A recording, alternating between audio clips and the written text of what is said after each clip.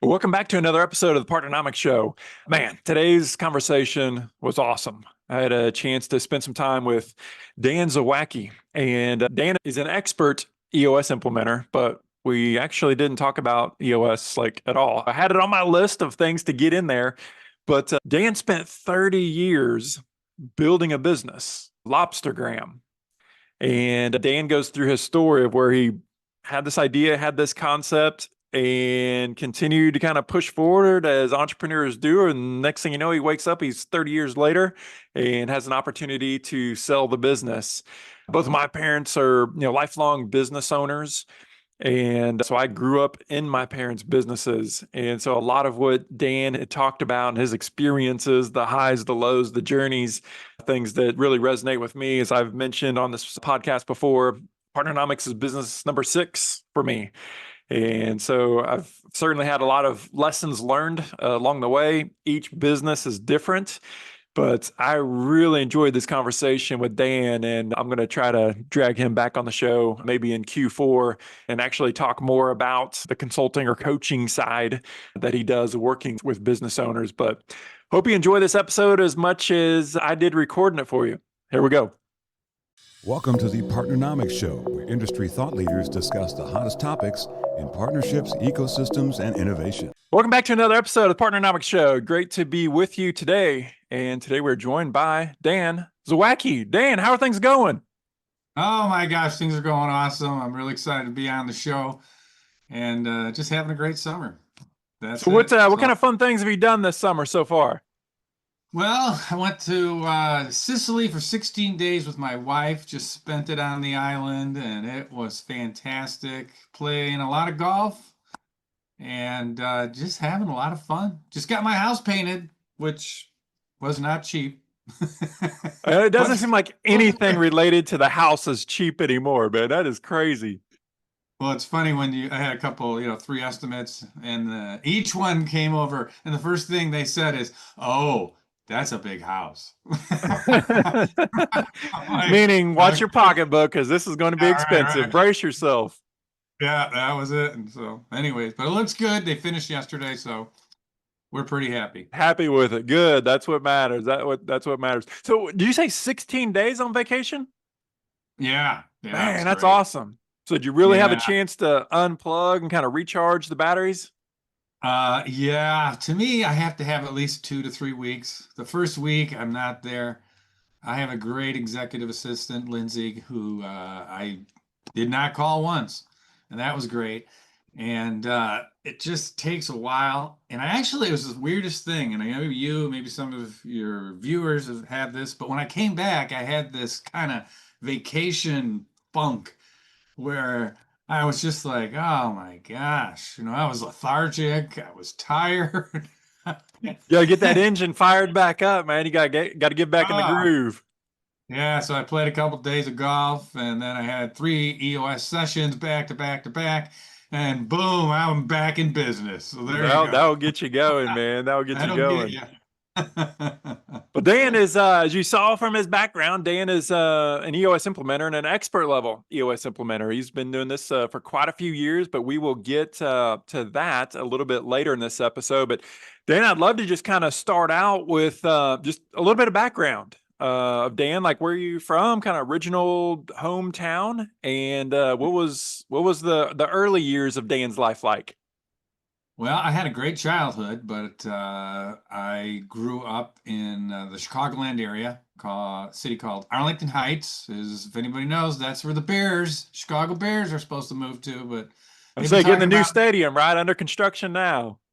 I haven't lived there for 20 years, so my hometown I consider now is Wilmette, which is along Lake Michigan, and so I get to spend a lot of the weekends at the beach, which is great. And so I went to college at Western Illinois University in the middle of nowhere, Illinois, literally. But it was great. Got a degree in marketing and finance, and actually got hired by a Fortune 50 company, Honeywell. And I always liked sales, so that was kind of what I was trying to go for. And so there was oh my gosh, there's like 500 people interviewed for this thing, and there's like 10 people that got it. And I don't know how it happened, but I'm glad it did.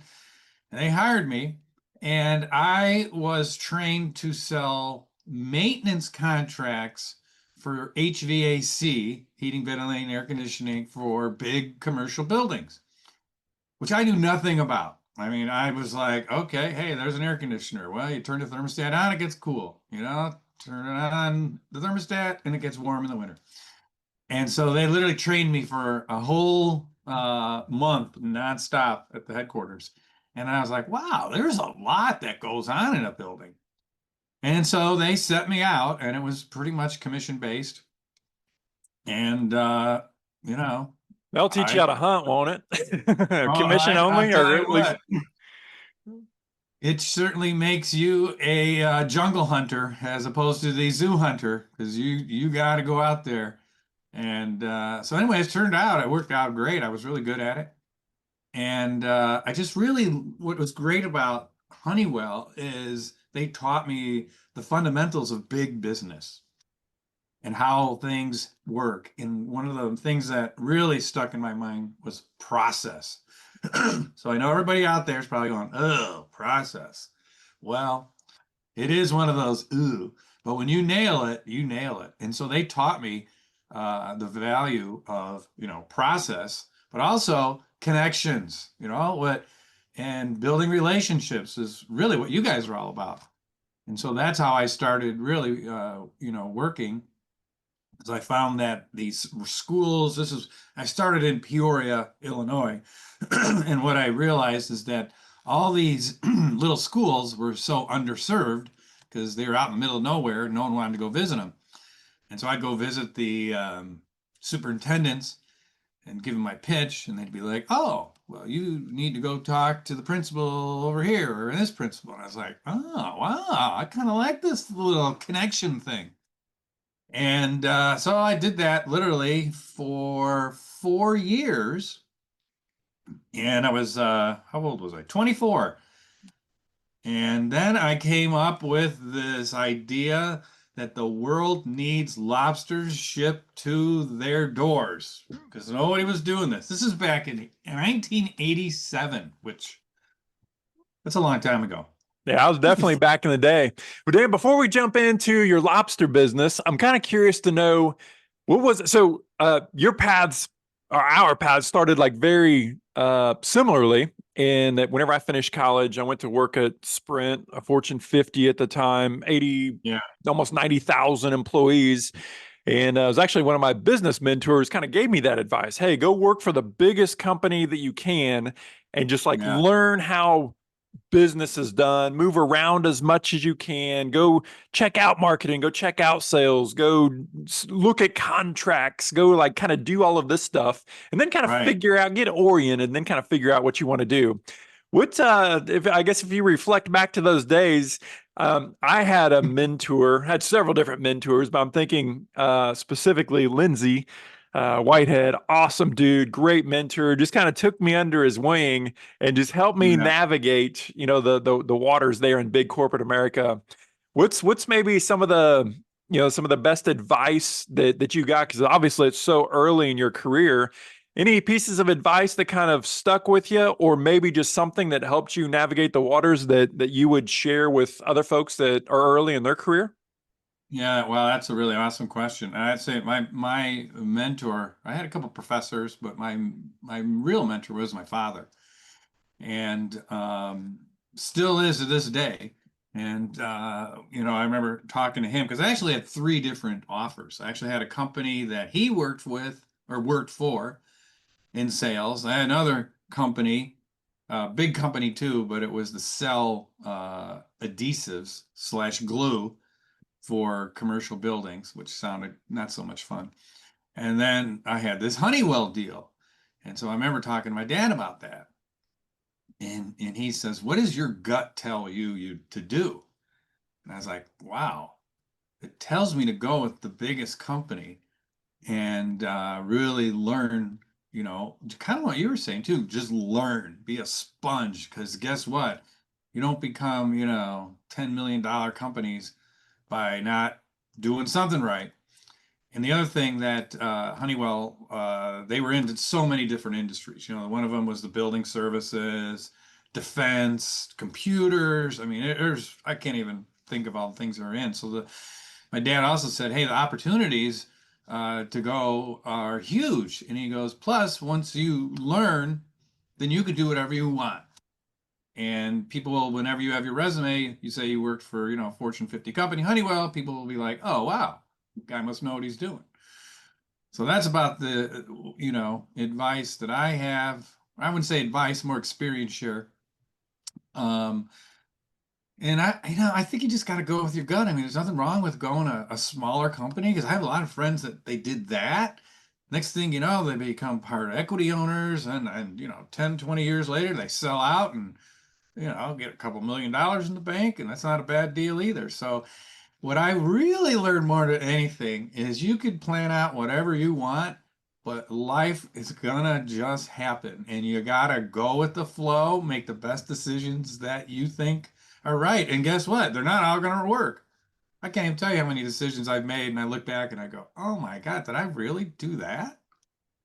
Yeah, I think I reflect back on my time, and I was just at Sprint. I literally planned like you did. I planned to just be there, whatever, 3, 4 years, and just kind of see the experience, and then just move on to my next path of education.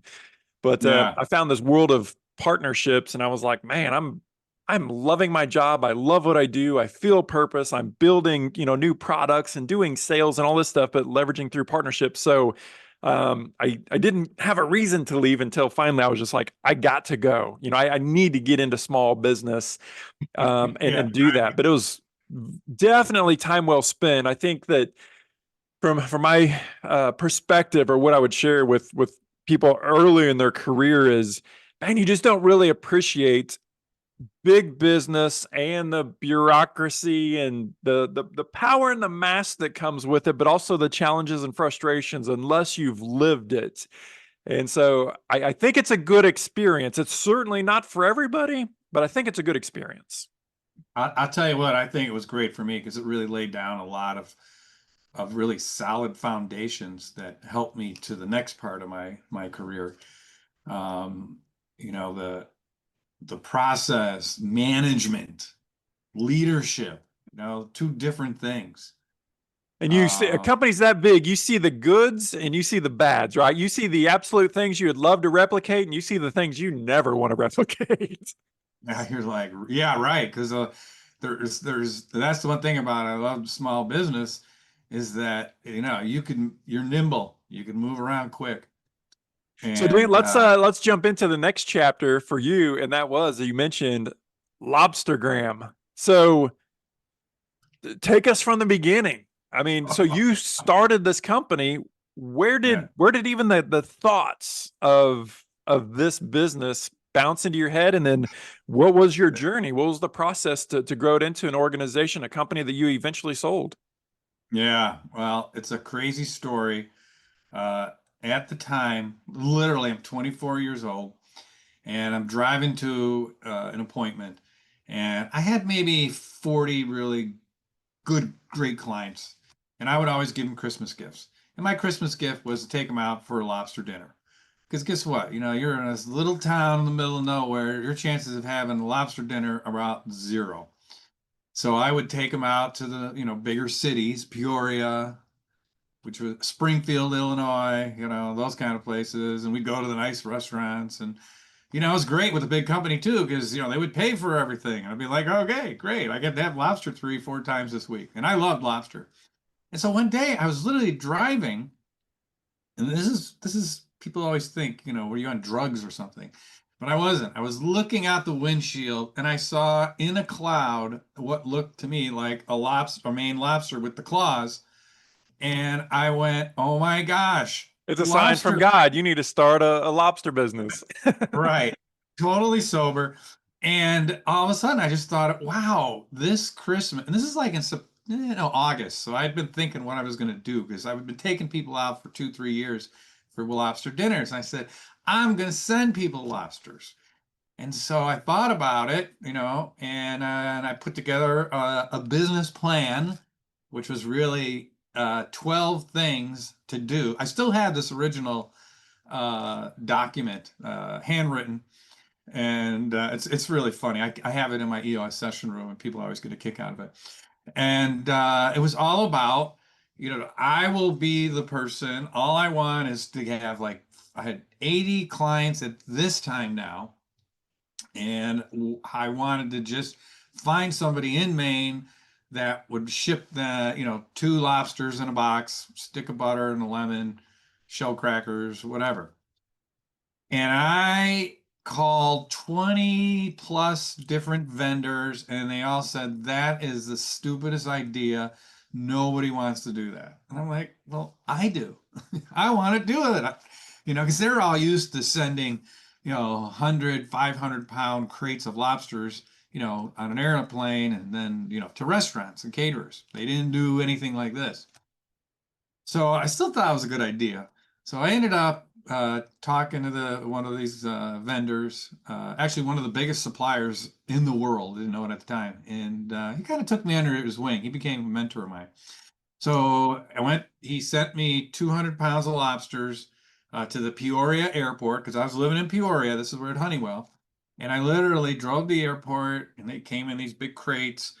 And I put a blue tarp in the back of my trunk of my car, and I put all these lobsters in there. And this is in December, and they're all in there. They're live lobsters, and they're running around or not really running, but they're all moving around.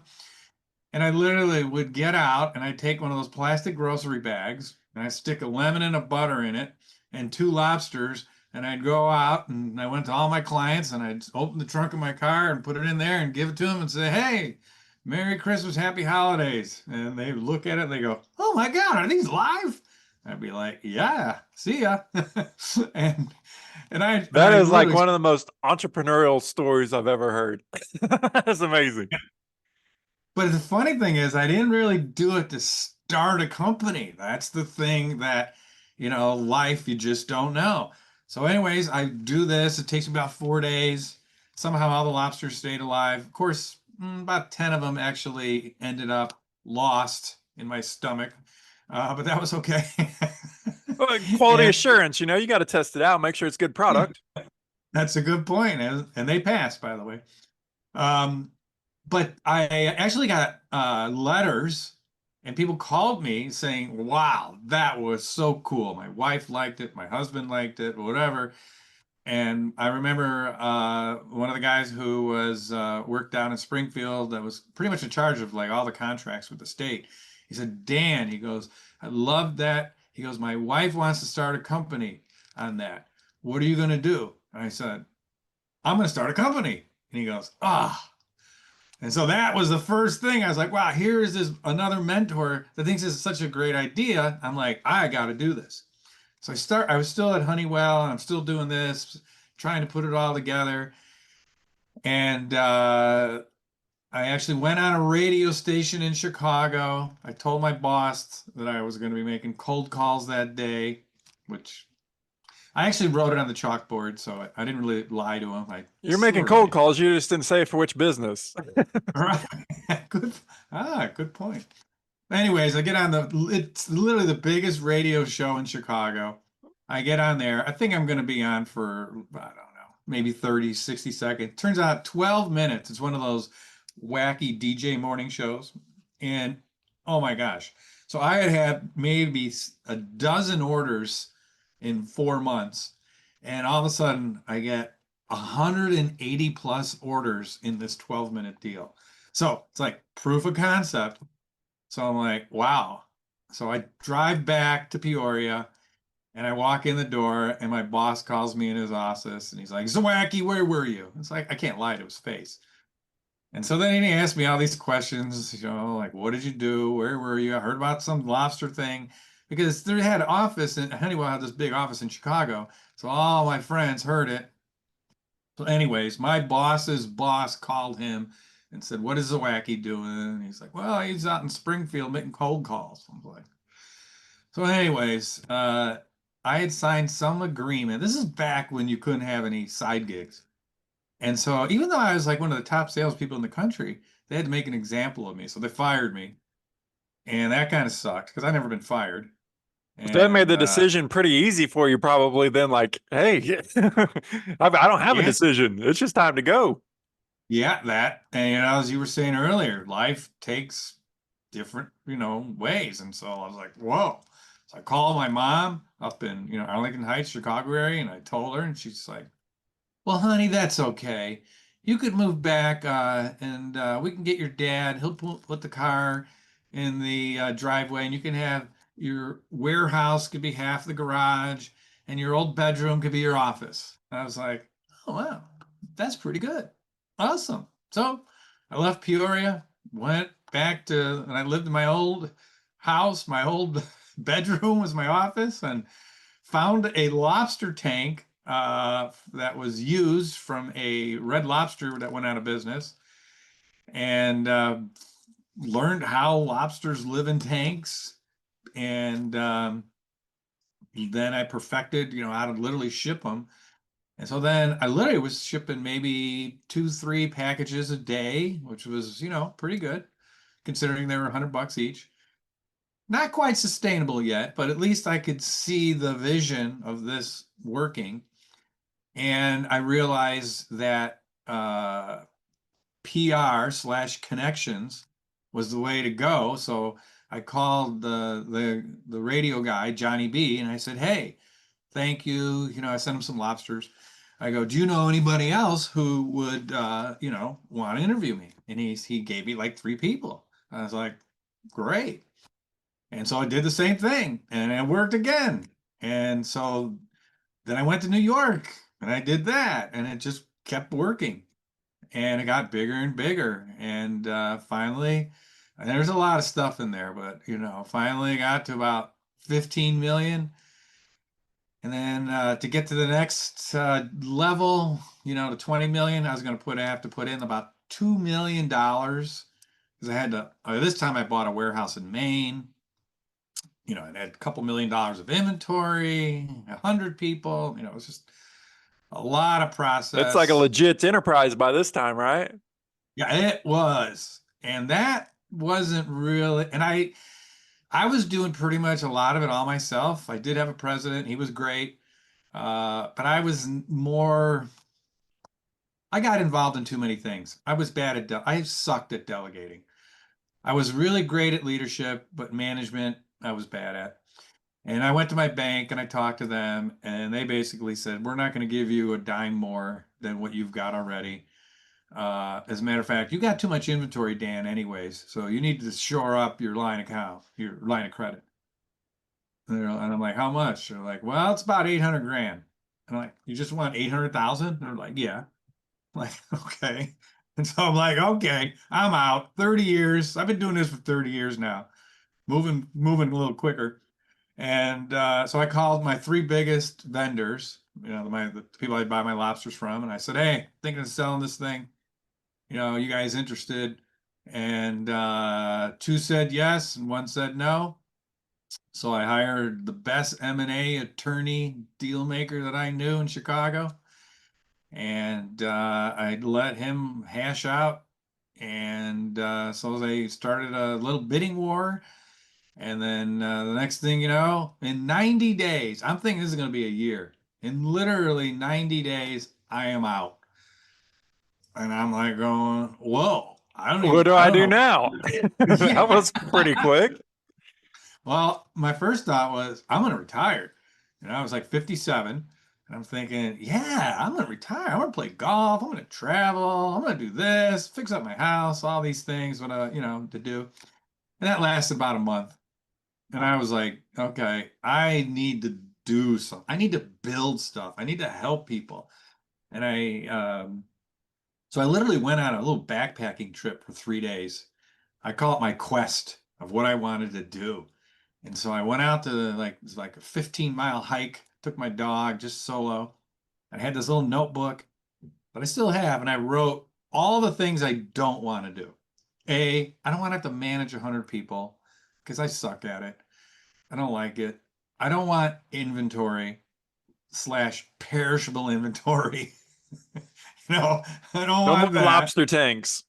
Yeah. Oh my gosh. I literally had 10,000 lobsters in a tank. Uh, And when your tank goes out on a Friday and you come back and it stinks and you've lost, 50 grand a lobster, it's not a good day. But I didn't want any of that stuff. I didn't want to have a warehouse, all those kind of things. I didn't want a call service, call center. And on the way back, I started writing out all the things that, wow, would be great. And a lot of them was the consulting part, the coaching and teaching. And someone had given me the book Traction probably 6 months before I decided to sell it. And I'd actually started, reading it at a high level. And I was like, wow, that's it. So I kept coming back. And then after my quest, I'm like, okay, I'm going to finish reading that book because I think there's something in there that is what I'm going to do. And so I finished reading the book and I went to go to Detroit to see Gino Wickman, the inventor of the Entrepreneur Operating System, and drank the purple Kool-Aid. And the next thing you know, I'm signed up for boot camp, and that's 7 years ago, and over 550 full day sessions, which I can't believe I have that many. And I am loving what I do. I mean, I love Lobstergram. I love all the good stuff. There's a lot of bad stuff, and there's a lot of ugly stuff, but I loved it. But I'll tell you what, being an EOS implementer, I really have no employees. Everybody's 1099s. My executive assistant, really I have executive assistant, and then I got someone that does my books and all that. And I have 21 just fantastic clients. I love them all. They love to, listen. We work together. I don't tell them ever what to do. I'm not a consultant. I want to be a consultant. At the end of the day, I want a teacher. I teach people how to run a better business, live a better life. And what I tell them is that you can leave your phone at home when you go on vacation. And that really, people are like, whoa, what? You talk about a business owner. Yeah, They're like, that's a great selling point there. I can relate with that. Dan, I want to yeah, ask you a question. So, you obviously been a very successful implementer for a number of years now. As you reflect back to your business, Lobstergram, and the way that you were running it and operating it, if you could be an implementer to your own business, to Lobstergram, what are some of those key pieces that you could have been doing better, or that you would have coached or recommended to Dan, the CEO of Lobstergram? all right. So now we were talking about the good, the bad, and the ugly. So this is the ugly. First of all, I had the vision of Lobstergram was like mostly in my head. And that's not good because you got 100 people, and if they don't know what the vision is, their vision is, okay, I got my 8-hour day and this is what I'm going to do for 8 hours. I'm living in a bubble as opposed to living under the whole organization. I didn't even realize it, not until I became an implementer, of how important it is to do that. The other thing I learned is that egos kill companies. I was Dan the Lobster Man. I'm doing QVC, selling $1 million a day on QVC. I was on radio, I was on TV all over, and I would say my ego was a little big. And I didn't really know it, but it really was. And that's bad because and so the first thing now I realized is, wow, I needed to be build a team of people and not a kingdom, which I built. And that's probably why I was really getting burned out too, because I had hit the ceiling is what really happened. And Well, you became Dan the man, but you had to be Dan the man, right? You're probably the center of everything. yeah, I really was. And I was the bottleneck too. And so we were probably never going to get above 15 million because we were struggling even there to stay there. And I didn't know how to hire people. To me, it was like, oh, you got a pulse and you have a nice handshake. All right, we could use you. I didn't have a system. My processes were bad. My processes just weren't really existent. There was nothing written down. And there was nothing what EOS, we call it FBA, followed by all. You know, it was kind of everybody like we were packing packages. Everybody had a little different way to pack packages as opposed to like, here's the one way to pack a lobster gram.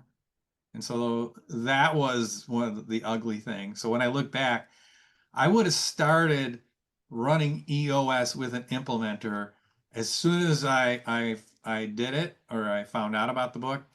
I look back, I go, I probably would have still have Lobstergram today. I just would have had a leadership team that would be running it and not me who was getting in really the way of it.